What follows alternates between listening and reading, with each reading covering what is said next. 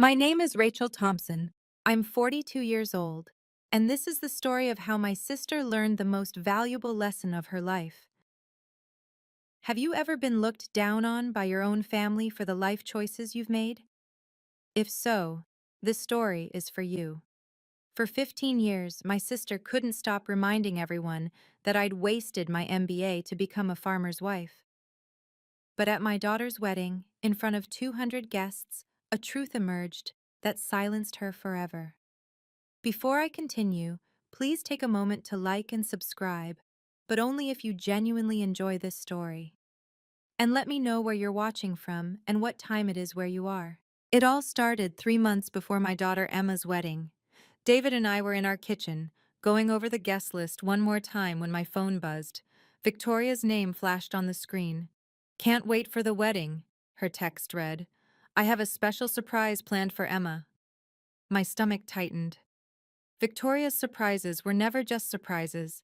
The morning of Emma's wedding arrived with perfect Oregon sunshine streaming through the vineyard's oak trees. Our venue, Willow Creek Vineyard, looked stunning with its rolling hills and neat rows of grapevines stretching toward Mount Hood in the distance. White chairs arranged in perfect rows, lavender bouquets marking each aisle, everything exactly as Emma had dreamed. David squeezed my hand as we did our final walkthrough. "Stop worrying about Victoria," he said, reading my mind as always. "This is Emma's day." But at 2 p.m., an hour before the ceremony, Victoria's Tesla pulled up the gravel drive. She stepped out in a designer dress that probably cost more than our monthly mortgage, her husband Robert trailing behind, looking uncomfortable in his tailored suit. "Rachel!" Victoria air-kissed me, her perfume overwhelming. "Oh my, how rustic. I suppose this is charming in its own way." She glanced at the barn where the reception would be held. "Very authentic. Very you." I forced a smile. "Emma loves it here." "Of course she does, sweetie. She grew up with simple tastes." Victoria's eyes swept over my dress, a elegant but modest navy blue number I'd found at Nordstrom Rack. "Is that what you're wearing?" Before I could respond, she turned to the wedding coordinator. "I need to speak with whoever's handling the speeches. I have something special planned for my niece." The coordinator looked at me questioningly. I nodded, though my chest tightened. Victoria pulled out an envelope from her purse, thick and cream-colored. "This is part one of my gift," she said, waving it mysteriously. "Part two comes during my toast." I didn't know then that her gift would change everything. As guests began arriving, Victoria positioned herself near the entrance like an unofficial greeter, making sure everyone noticed her. "Yes, I flew in from San Francisco," I heard her tell Emma's college roommate. "Had to push back a board meeting, but family comes first, doesn't it?" She intercepted our neighbors, the Johnsons. "Oh, you know Rachel from the farmer's market?" How quaint. I keep telling her she could do so much more with that MBA. But some people prefer the simple life. David's jaw clenched as he adjusted his tie, the one Emma had given him that said "Father of the Bride" in small letters. His hands, permanently etched with soil lines despite scrubbing, trembled slightly. "Let it go," I whispered.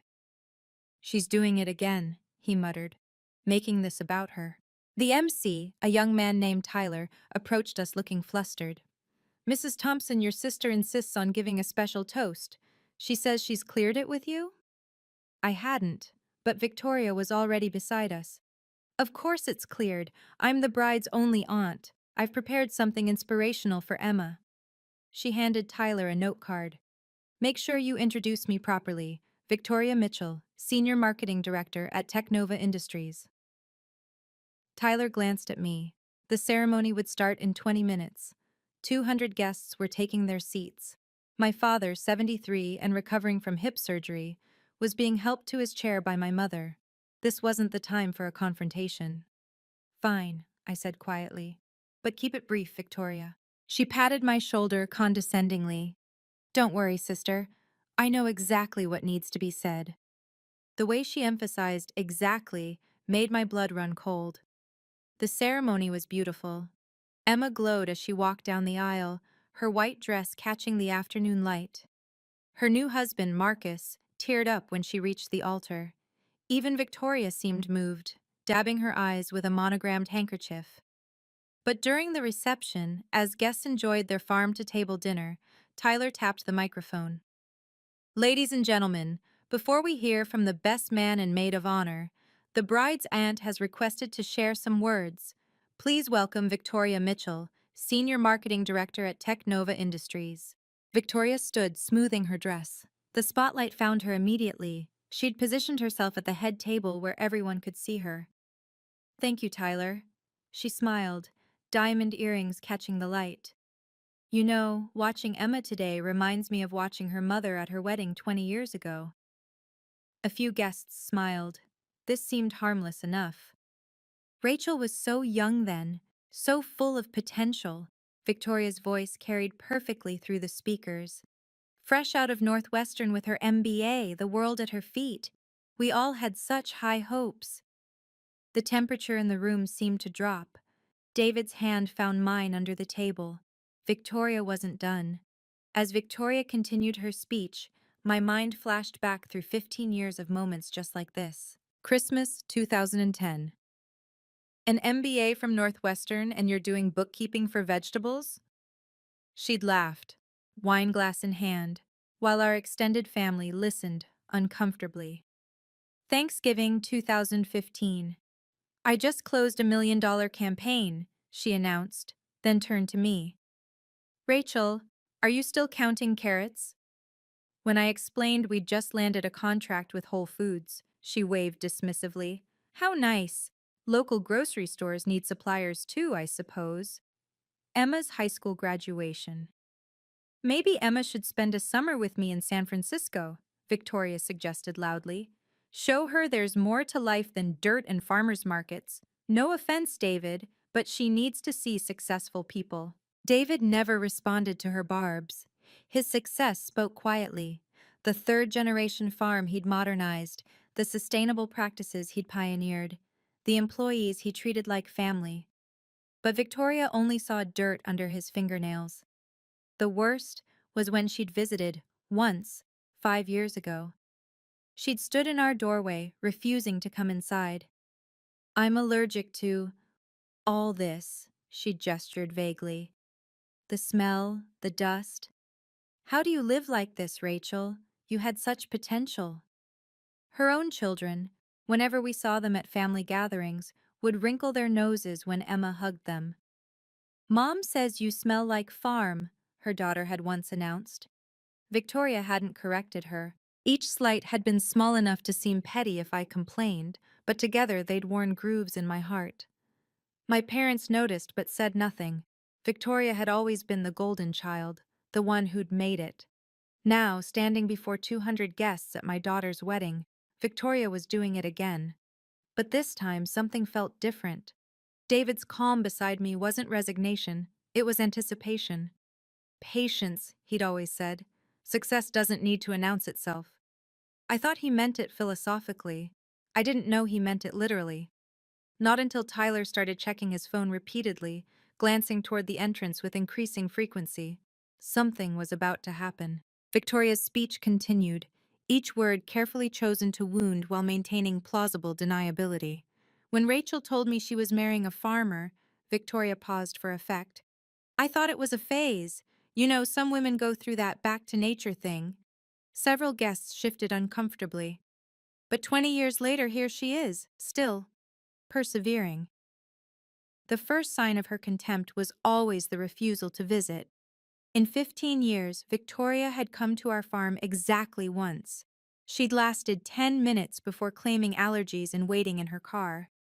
When Emma had won her 4-H championship at 16, a huge honor in our community, Victoria had declined the celebration. I don't do barns, she'd texted. Send pictures. Send?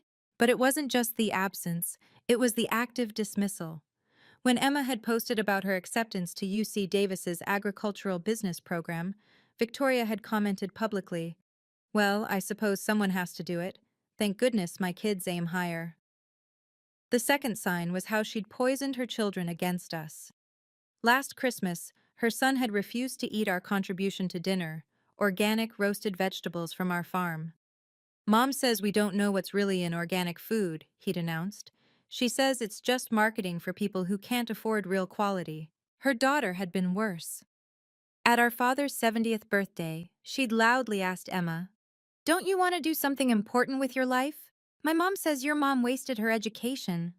You don't want to end up like that, do you?" Emma had cried the whole drive home. Now Victoria was building to something, her voice rising with false concern. "I just hope Emma remembers that she doesn't have to limit herself. That just because her mother chose to—" She paused, searching for words. "Step back from ambition doesn't mean she has to." Marcus's parents exchanged glances. His mother, a federal judge, raised an eyebrow. His father, a pediatric surgeon, set down his wineglass rather firmly. David remained perfectly still, but I noticed him check his phone. A small smile played at his lips. "Almost time," he whispered. "Time for what?" If I stayed silent now, the damage would ripple far beyond this moment. Emma's shoulders were already hunching inward, that same defensive posture she'd developed in high school when Victoria's comments had filtered through the family. She'd started lying about what her parents did, telling friends her dad was in agricultural management instead of proudly saying he was a farmer. Marcus kept glancing at her with concern. They'd fought about this before. Emma's shame about our life, her constant need to prove she was more than just a farm girl. It had taken 2 years of therapy for her to work through it, to stand tall when she talked about joining the family business after graduation. Now Victoria was undoing all of that in front of everyone who mattered to Emma. David's family sat at table 3, his brother and sister who'd stayed in farming, who'd built their own successful operations. They looked uncomfortable, embarrassed for us. His mother, 80 years old and sharp as ever, gripped her cane tighter with each word Victoria spoke. But it was my parents I worried about most. My father, who'd worked construction his whole life to put Victoria and me through college, stared at his plate. My mother had tears in her eyes. They'd always made excuses for Victoria. "She's just driven," they'd say, or "success changes people." If I let this continue, Emma would spend her honeymoon apologizing for us. She'd distance herself from the farm, from the life she actually loved. Marcus's family would always wonder what kind of people we really were. And David, patient, kind David, deserved better than to be dismissed as just a farmer at his only daughter's wedding. Victoria was still talking. "I've prepared something special to help Emma start her new life properly." That's when Tyler practically ran to the microphone. My internal battle raged as Victoria reached for the cream envelope she'd been waving around. Every instinct screamed at me to stand up, to stop this public humiliation. But wouldn't that make me the crazy sister who ruined the wedding? The one who couldn't take a joke? Victoria had perfected the art of plausible deniability, every insult wrapped in concern, every dig disguised as advice. "Before Emma opens my gift," Victoria continued, "I want her to know that success isn't about settling.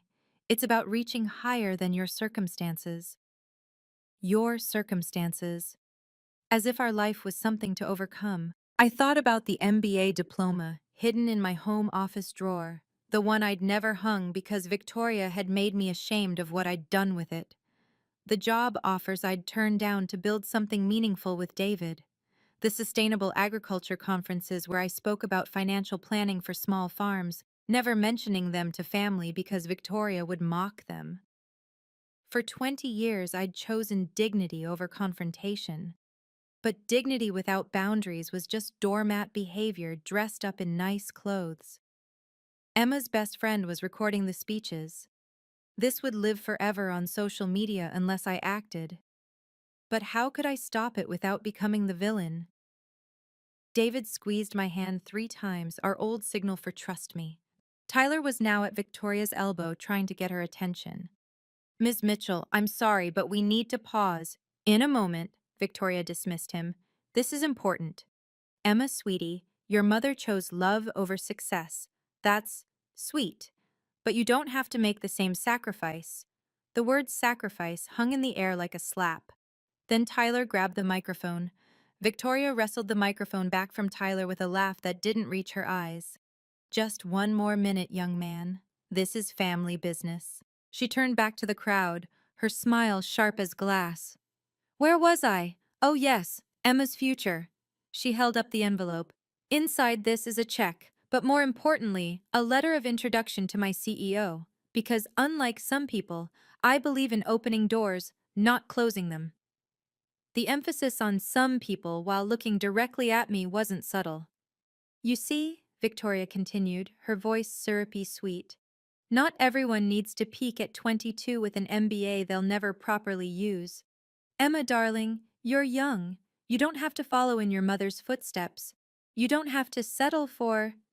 She gestured vaguely at the barn, the vineyard, our family's table. This.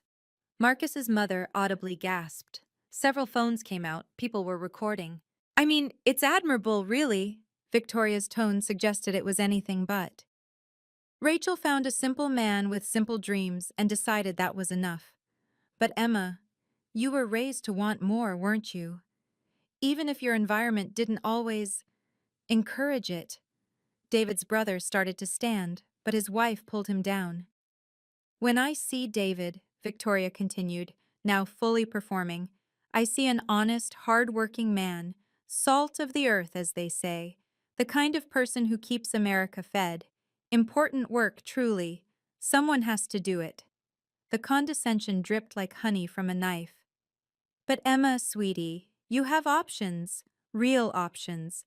You don't have to limit yourself to farmers markets and fruit stands. You could live in a real city, work in a real office, make real money. Emma's face had gone from red to white. Marcus held her hand tightly. So here's my gift. Victoria started to open the envelope. Tyler practically shouted into his own microphone. Ladies and gentlemen, I'm so sorry to interrupt, but we have a special announcement. The room erupted in uncomfortable whispers. 200 guests suddenly found their plates, their phones, or the ceiling fascinating, anywhere but the train wreck unfolding at the head table. At the Northwestern alumni table, my former classmates exchanged knowing looks. Dr. Patricia Chen, now a Fortune 500 CFO, shook her head slowly. She'd tried to hire me 3 times over the years, and I'd turned her down each time. I wondered if she finally understood why I'd been reluctant to enter that world. Is she drunk? I heard someone whisper. This is so inappropriate, came another voice. Poor Emma. My cousin Linda was already typing furiously on her phone, probably updating the family group chat that Victoria had removed herself from years ago, claiming she was too busy for constant notifications. But Victoria seemed oblivious to the shifting mood, or maybe she fed on it. Don't look so shocked, everyone. Sometimes truth needs to be spoken, even at celebrations. Especially at celebrations. How else will Emma know she can escape this? That's enough. David's father, William, stood up. At 75, he still commanded a room. Young lady, you're disrespecting my family. Victoria laughed. Your family? With all due respect, Mr. Thompson, your family is exactly what I'm trying to save Emma from. 3 generations of the same thing? Where's the growth? Where's the ambition? Emma was crying now, silent tears streaming down her carefully done makeup. Marcus whispered urgently in her ear, but she shook her head, frozen. My mother stood shakily. Victoria, please, this is neither the time nor… Mom, you've enabled this mediocrity for years, Victoria snapped. Always defending Rachel's choices, pretending it's noble to waste potential. The wedding photographer had stopped taking pictures. The videographer had lowered his camera. Even the catering staff stood frozen in the doorway. Tyler looked desperate. Mr. Harrison is here. But Victoria waved him off, building to her grand finale.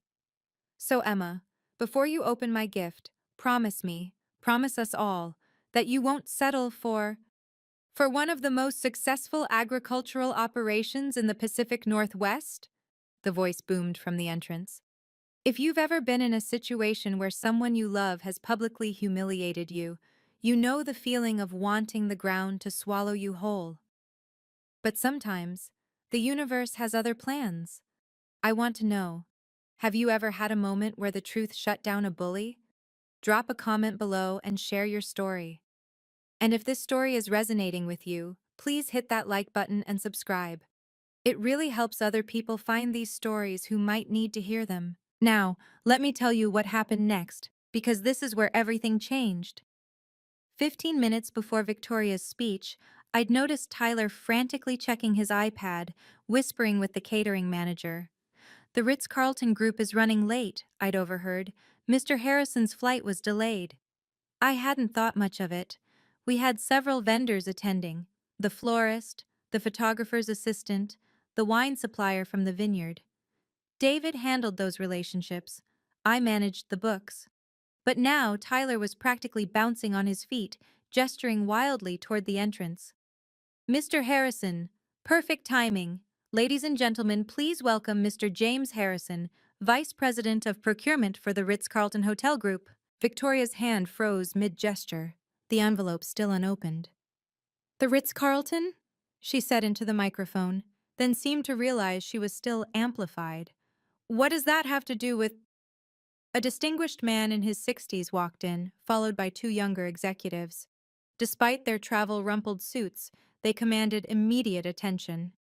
"I apologize for the interruption," Mr. Harrison said smoothly, though his eyes were fixed on Victoria with obvious disapproval. "We were delayed, but we couldn't miss celebrating with the Thompson family. After all, partners like them are rare." "Partners?" David stood up, shaking Mr. Harrison's hand warmly. They clearly knew each other well, very well. Victoria's smile flickered. "I'm sorry, did you say partners?" But Tyler was already back at his microphone, relief visible on his young face. "Yes, I've been trying to announce Thompson Organic Farms has just signed an exclusive contract with the Ritz-Carlton Hotel Group."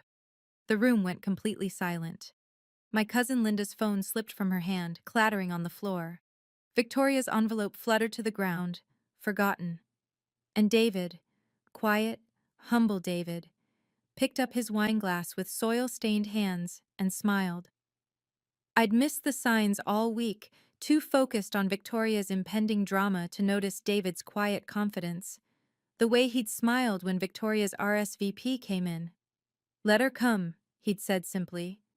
The mysterious phone calls he'd taken in the barn, always ending with, "Yes, the 15th works perfectly." The new suit he'd bought, not rented, for the wedding.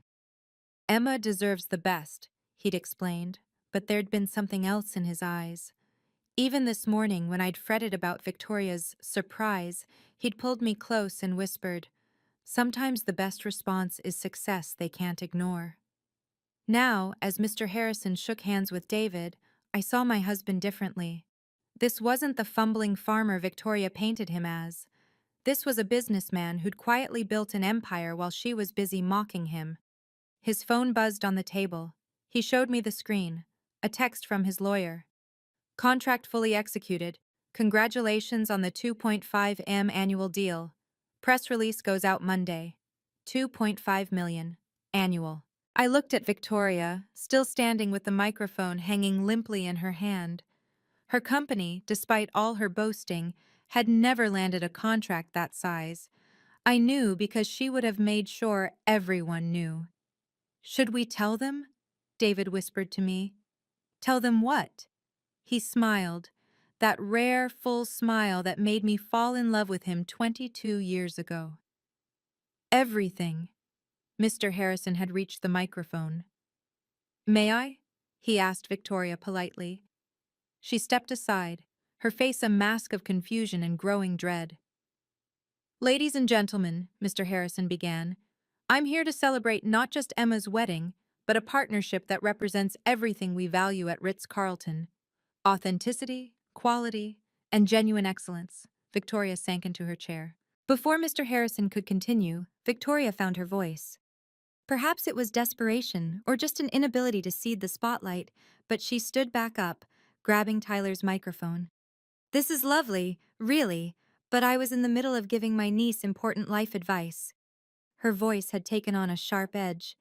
"Emma doesn't need to hear about vegetables on her wedding day." "Vegetables?" Mr. Harrison's eyebrows rose. "Madam, Thompson Organic Farms provides exclusive heritage produce to 17 of our properties. Their heirloom tomatoes alone are featured in our Michelin-starred restaurants. Victoria's laugh was hollow.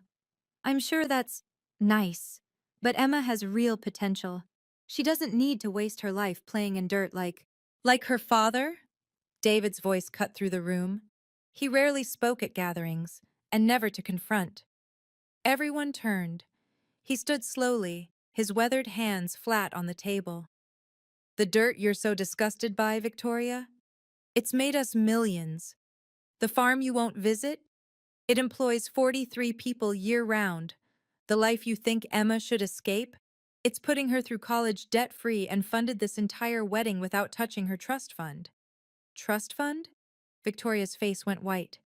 What trust fund? The one I set up when she was 5, David said calmly. Right after we landed our first major contract. You know, back when you were still an intern, telling everyone I'd never amount to anything. The room was so quiet you could hear the vineyard's fountain outside. But please, David continued, his voice steady but firm, continue telling our daughter she should be ashamed of where she comes from. Tell her to be like you, leveraged to the hilt, 3 mortgages on a penthouse, leasing cars you can't afford, all to maintain an image. How dare you? Your husband told me, David said simply. Robert asked for financial advice last month. Seems your company isn't doing as well as your Instagram suggests. Victoria's hands shook. The envelope, her grand gift, lay forgotten on the floor. Emma stood up, her voice small but clear. Aunt Victoria, please stop. The silence that followed was suffocating. 200 guests held their collective breath, witnessing the kind of family drama usually reserved for reality TV. Victoria stood frozen, her designer dress suddenly looking like costume armor that had cracked. Her mouth opened and closed, but no words came. For someone who always had a cutting remark ready, the silence was deafening. Marcus's mother, the federal judge, set down her napkin with deliberate precision. The small gesture somehow felt like a gavel falling. Robert, Victoria's husband, had his head in his hands at their table. Their 2 teenagers stared at their phones, probably hoping to disappear. My father struggled to his feet, leaning heavily on his cane. Victoria, he said quietly, but his disappointment echoed through the barn. Your mother and I raised you better than this. She turned to him, desperate. Dad, I was just trying to... To what? Humiliate your sister? Shame your niece? Destroy a wedding? His voice broke. What happened to you, sweetheart? That's when Emma moved. My quiet, people-pleasing daughter walked straight to Victoria and gently took the microphone from her hands.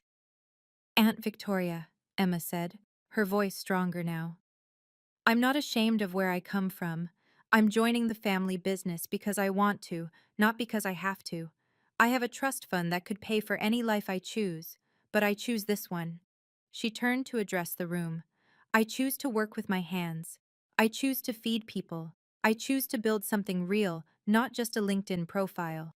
A few guests began to clap, but Emma raised her hand. Wait, she said. There's something else everyone should know. Tyler was already moving, practically running now with his iPad. Ms. Thompson, should I? Emma nodded. Go ahead, Tyler. He cleared his throat, his young voice carrying surprising authority. Ladies and gentlemen, before we continue, there's one more announcement about Thompson Organic Farms. Tyler's voice rang clear through the barn's sound system.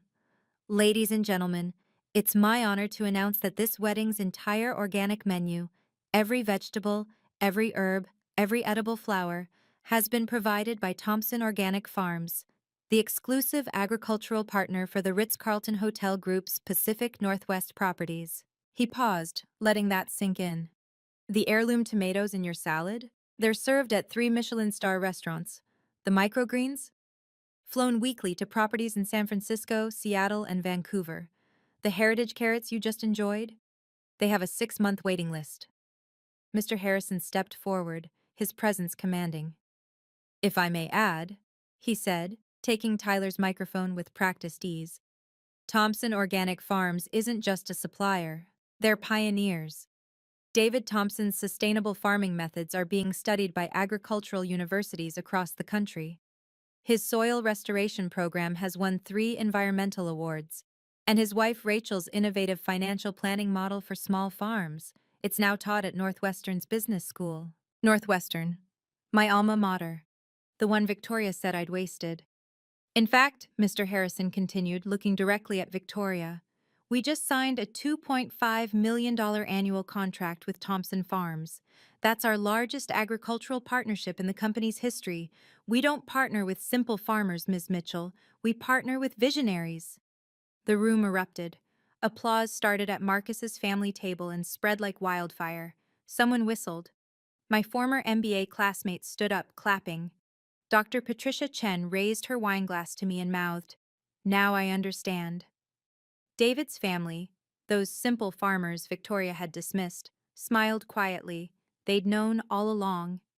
David's mother winked at me, but the final blow came from an unexpected source. Actually, said a woman at table 12, standing up, I should introduce myself. I'm Jennifer Walsh from Forbes. I'm here as Marcus's family friend, but I'm also doing a feature on agricultural innovators. Mr. Thompson, we've been trying to reach you for months. Your operation is exactly what we're looking for. Proof that sustainable farming can be more profitable than industrial agriculture. Forbes. The magazine Victoria had been desperately trying to get mentioned in for 5 years. Victoria's legs seemed to give out. She sank into her chair, the cream envelope still on the floor, forgotten and irrelevant. The contract value is public record, Mr. Harrison added kindly but firmly. So there's no need for speculation or embellishment. Thompson Farms earned every penny through excellence, not networking parties or PowerPoint presentations. The dig at Victoria's world was subtle but unmistakable. Emma picked up the fallen envelope and handed it back to her aunt. Thank you for the gift, Aunt Victoria, but I already have everything I need. Victoria's face cycled through emotions like a broken traffic light. Red embarrassment, white shock, green nausea. Her perfectly contoured makeup seemed to crack under the weight of her humiliation. I didn't, she stammered, but the words died. What could she say? That she didn't know her dismissed brother-in-law was a millionaire? That she'd been mocking people who out-earned her by millions? Robert finally stood, moving to his wife's side. We should go, he said quietly. No. The voice was David's mother, Margaret Thompson. At 80, she rarely spoke at gatherings, but when she did, everyone listened. Victoria needs to hear this. She stood carefully, her son rushing to steady her. Young woman, I've watched you belittle my family for 15 years. You called my grandson backward for joining 4-H. You told my granddaughter she'd never matter if she stayed in Oregon. You've acted like money earned in a city is somehow cleaner than money earned from soil. Margaret's voice grew stronger. My husband built this farm with his bare hands during the Depression. My son modernized it without losing its soul. And Rachel, the woman you say wasted her education, she turned it into an empire. What have you built, Victoria? Besides debt and delusions? The elderly woman's words hit like precisely aimed arrows. Marcus's mother, the federal judge, stood next. If I may, Judge Harrison said, her voice carrying the authority of countless courtrooms. I initially had concerns about my son marrying into a farming family. I thought like you, Ms. Mitchell, that agriculture was somehow lesser. But I've learned something. Authenticity can't be bought or faked. The Thompsons have it, you, madam, do not. The Forbes journalist was typing rapidly on her phone, occasionally lifting it to record. This would be everywhere by Monday. Dr. Patricia Chen, my old classmate, stood up. Rachel, I need to apologize.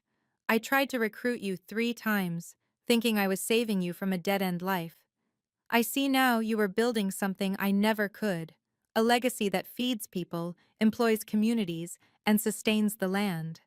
Victoria, you should be proud of your sister, not patronizing her. Even the catering staff began clapping. Victoria grabbed her purse with shaking hands. her designer heels clicking unsteadily as she stood. Her teenagers were already at the exit, mortified. But as she turned to leave, Emma's voice stopped her. Aunt Victoria, your check. Emma held up the envelope. I can't accept this. It comes with too many strings. Besides, she smiled sweetly, I don't need your money. I never did. The final humiliation.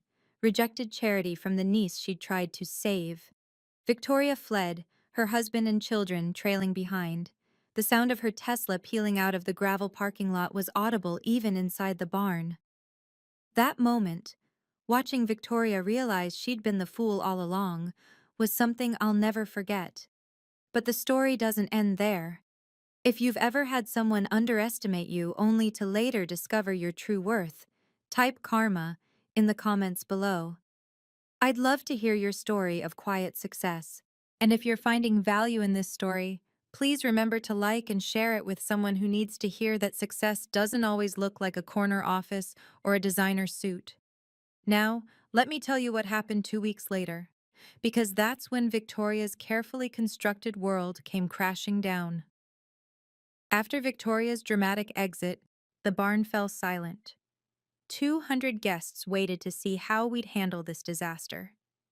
This was my moment to gloat, to finally unleash 15 years of suppressed comebacks. Instead, I stood up slowly, taking the microphone Tyler offered. I want to apologize to all of you, I began, my voice steady. Family drama doesn't belong at a wedding. Emma and Marcus deserve better. Mom, no, Emma started, but I smiled at her. But since we're being honest, I continued, let me share something. Success isn't about what you earn or where you live. It's about being able to sleep peacefully, knowing you've built something real. It's about employees who become family, customers who become friends, and work that feeds people, literally and figuratively. I looked at the Forbes journalist. Ms. Walsh, if you want a story, here it is. American agriculture isn't dying. It's evolving. And it's being led by people like my husband, who respects tradition while embracing innovation. David stood beside me, his hand finding mine. We're not perfect, I said. We've made mistakes, taken risks that didn't pay off, had lean years where we questioned everything. But we've never had to pretend to be something we're not. We've never had to tear others down to feel tall. Mr. Harrison nodded approvingly from his table. As for my MBA, I smiled. I use it every day. I've turned a third-generation family farm into a multi-million-dollar sustainable agriculture business. I've created financial models that help small farms survive against corporate agriculture. I've consulted for farms across 3 states. That's not waste, that's purpose. I turned to Emma and Marcus. This is your day, your beginning. Don't let anyone, family or otherwise, make you feel small for choosing happiness over appearances. Then I did something that surprised even me. We're also announcing that Thompson Farms will be donating $50,000 to the Oregon Agricultural Scholarship Fund, specifically for students who've been told farming isn't a real career. The applause was deafening, but I wasn't done. And Victoria, I said, knowing she was probably still in the parking lot, when you're ready to have a real conversation without the performance, you know where to find us. We'll be in the dirt, building something that matters. Through the barn's open doors, we could still see the parking lot. Victoria's Tesla hadn't left yet. It was stopped at the exit, hazard lights blinking. Robert appeared in the doorway, his face flushed with embarrassment. He walked straight to our table, ignoring the stares of 200 guests. Rachel, David, he said quietly, I'm deeply sorry. She's not well. The company is failing. She's been hiding it for months, even from me. The house is being foreclosed. The cars are leased and behind on payments. Everything you saw today, the dress, the bravado, it's all desperation.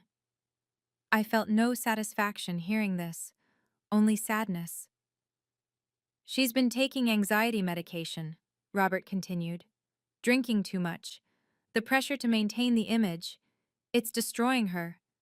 And then to find out you've been successful all along, that she's been mocking people who could buy and sell us 10 times over. Robert, David said gently. She's still family. Family she's treated terribly, Robert replied. I've watched it for years, said nothing. I'm complicit, but seeing her attack Emma at her wedding, his voice broke. That's our niece. What kind of people have we become? Marcus's father, the pediatric surgeon, approached. Robert, if she needs help, real help, I can recommend someone. Burnout and status anxiety are real medical conditions. Robert nodded gratefully. She's in the car, crying. She keeps saying she's ruined everything. And honestly, she has. Our kids won't speak to her. They're mortified. Through the window, we could see Victoria's teenage daughter approaching our table. She looked exactly like Victoria had at that age, before the ambition turned toxic. Aunt Rachel, she said quietly, I'm sorry about Mom. She's not really like this. Or maybe she is, but it's gotten worse since the company started failing. She's been so scared of anyone finding out. Sweetheart, I said, pulling her into a hug, your mom is still my sister. She says things about you, the girl whispered, but I know they're not true. I follow the farm on Instagram. I've seen the awards, the articles. I even wrote a school paper about sustainable agriculture using your model. Victoria's own daughter, secretly admiring what her mother mocked. Robert gathered his children. We're going to go. Emma, Marcus, I'm so sorry. Your wedding is beautiful. Don't let this ruin it. As they walked to the parking lot, Victoria never got out of the car. Through the tinted windows, we could see her hunched over the steering wheel. The Tesla finally pulled away, taking with it 15 years of carefully constructed superiority. 2 weeks after the wedding, I was in my office reviewing contracts when my phone rang. Victoria's name appeared on the screen. I'd been expecting this call. Rachel? Her voice was small, nothing like the commanding tone from the wedding. Can we talk? I set down my pen. I'm listening. She paused, and I heard her take a shaky breath. Technova filed for bankruptcy yesterday. The board fired me last week. They found out I'd been inflating our numbers to investors. I could face charges. I stayed silent, letting her continue. Robert's leaving me. He says he can't watch me destroy myself anymore. The kids are staying with him. They won't even look at me. Her voice cracked. I've lost everything, Rachel. Everything I said mattered. What do you need, Victoria? I need, she sobbed. I need $50,000 just to get through the legal fees, to keep me out of jail. I know I have no right to ask. I know what I've done to you, to David, to Emma. But you're my sister, and I have nowhere else to turn. $50,000, the exact amount we donated to the scholarship fund. I saw the Forbes article, she continued desperately, about your success, the contract with Ritz-Carlton. You can afford it. I'll pay you back, I swear. I'll do anything. I'll work at the farm. I'll apologize publicly. Whatever you want. Victoria, I said carefully, when was the last time you visited Mom and Dad? What? Christmas 2 years ago. Try 3 years. When did you last call Emma just to talk, not to criticize? Silence. When have you ever, in 15 years, said anything positive about our life? I was jealous, she burst out. Is that what you want to hear? I was jealous and petty and cruel. You had everything, real love, purpose, authenticity. I had debt and lies and a husband who stayed for the kids. I attacked you because your happiness made my emptiness unbearable. It was the first honest thing she'd said in years. Please, Rachel, I know I don't deserve mercy, but I'm drowning. I thought about David's words. Success doesn't need to announce itself. I thought about Emma's grace at her wedding. I thought about the scholarship fund, helping kids who'd been told they weren't enough. Victoria, I said finally, I won't give you money. Her sob was audible through the phone. But I will give you something else. I won't give you money, I repeated, but I'll connect you with a financial counselor who specializes in bankruptcy and recovery. Her name is Sarah Chen. We went to Northwestern together. She helps people rebuild after financial crisis, and she does it with dignity. Victoria was quiet, processing this. I'll also give you the contact for a therapist who works with status anxiety and identity crisis. Dr. Morrison helped Emma when your comments were affecting her self-worth. He's excellent. Rachel, I need cash, not... No, Victoria. You need to rebuild your life on something real, not another bailout that lets you avoid consequences. The 50,000 would be gone in 3 months and you'd be right back here. You're punishing me. I'm breaking a cycle, I corrected. Mom and Dad always bailed you out. Every bad investment, every overspend, they covered it. It didn't help you. It enabled you. She was crying now, ugly sobs that reminded me of when we were children and she'd skinned her knee. But I could go to jail. Sarah will help you negotiate with prosecutors. If you're honest about your mistakes, you'll likely get probation and restitution, not jail time. But you have to be honest, Victoria. Completely honest. No more image management. You have millions and you won't help your own sister? I am helping you, just not the way you want. I pulled up Sarah's contact information. Sarah charges on a sliding scale. Dr. Morrison does too. I'll cover those fees. They'll probably total about 5,000 over 6 months. That's my offer. 5,000 in therapy instead of 50,000 to save me? Yes, because therapy might actually save you. The money would just delay the inevitable. David walked into my office, having heard most of the conversation. He nodded supportively. There's one more thing, I added. If you take this offer, you need to apologize to Emma. Really apologize. Not a text, not a card, face to face. And you need to mean it. She'll never forgive me. You might be surprised. Emma has more grace than both of us combined. But that's her choice to make, not yours to assume. Victoria was quiet for so long I thought she'd hung up. Finally, she whispered, "Send me the contacts." Victoria? What? When you're ready, really ready, you're welcome at the farm. Not as a visitor looking down on us, but as family willing to get their hands dirty. She hung up without responding, but for the first time in 15 years, I had hope we might actually be sisters again someday. 6 months have passed since that phone call. Victoria took the help I offered, the real help, not the enabling. Sarah Chen told me Victoria was the most difficult client she'd ever had, but also the most determined once she accepted reality. The therapy with Dr. Morrison uncovered what we'd all suspected. Victoria had built her entire identity on external validation. When that crumbled, she had nothing. But slowly, painfully, she's been rebuilding. She's working now, not as a senior director, but as a marketing consultant for small businesses. Her first client? A family-owned bakery in Portland. She called me crying after her first day, saying, "They were so grateful for my help, actually grateful, not just impressed." Emma met with her last month. I didn't push, didn't arrange it. Emma chose to reach out after Victoria sent a genuine 3-page handwritten apology. They met for coffee, just an hour, but Emma said it was the first real conversation they'd ever had. She asked about my work at the farm, Emma told me afterward. Like, really asked. Wanted to understand our crop rotation, our sustainability practices. She even took notes. The boundaries I set weren't cruel. They were necessary. Love doesn't mean accepting toxic behavior. Family doesn't mean enabling destruction.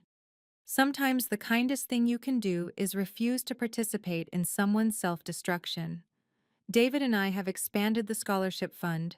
We now sponsor 5 students annually, specifically those from families where their career choices aren't understood or valued. Each one reminds me that success isn't about the height of your building, but the depth of your roots. Victoria hasn't visited the farm yet. She's not ready, and neither are we. Trust takes time to rebuild, and some wounds need space to heal properly. But she sends Emma agricultural articles now, with notes like, "Thought this might interest you," instead of, "You should do this." Robert didn't leave her, despite his threat. They're in counseling, selling the penthouse, moving to a modest apartment. Their kids are slowly warming back up to her, especially after she admitted her mistakes to them directly. The wedding video went viral. Someone had live streamed the whole confrontation. We got hundreds of messages from people sharing similar stories of family members who confused net worth with self-worth. It started conversations about success, authenticity, and the courage to live unglamorously. But the most important lesson? Sometimes the best response to someone's contempt is simply living well, without apology or explanation. That's where our story stands today. Victoria is learning that respect can't be bought, only earned. She texts me sometimes, not to brag or criticize, but to share small victories, a client's success, a therapy breakthrough, a genuine moment with her kids. Last week, she sent a photo from a farmer's market. Bought organic tomatoes, she wrote. Thought of you. It wasn't much, but it was honest. The farm continues to thrive. We're expanding to supply Ritz-Carlton properties nationwide. Emma's working on a sustainable agriculture program for young farmers. David still has dirt under his fingernails, and I still wouldn't have it any other way. Success, I've learned, isn't about proving others wrong. It's about proving yourself right. It's about building something that matters, even if others can't see its value. It's about choosing authenticity over appearance every single time. And sometimes, just sometimes, the universe provides a moment of perfect clarity where truth stands up in front of everyone and refuses to be ignored. That moment at Emma's wedding wasn't about revenge. It was about revelation. And in the end, it might have saved my sister's life. Thank you for staying with me through this story. If you've ever had to set boundaries with toxic family members, I'd love to hear how you did it. Was I too harsh with Victoria? Not harsh enough? Leave a comment below and let me know. If this story resonated with you, please like and subscribe. Share it with someone who needs to hear that their worth isn't determined by someone else's narrow definition of success. What's your definition of real success? I'm genuinely curious to know. Drop your thoughts in the comments. Until next time, remember, your value doesn't decrease based on someone's inability to see your worth.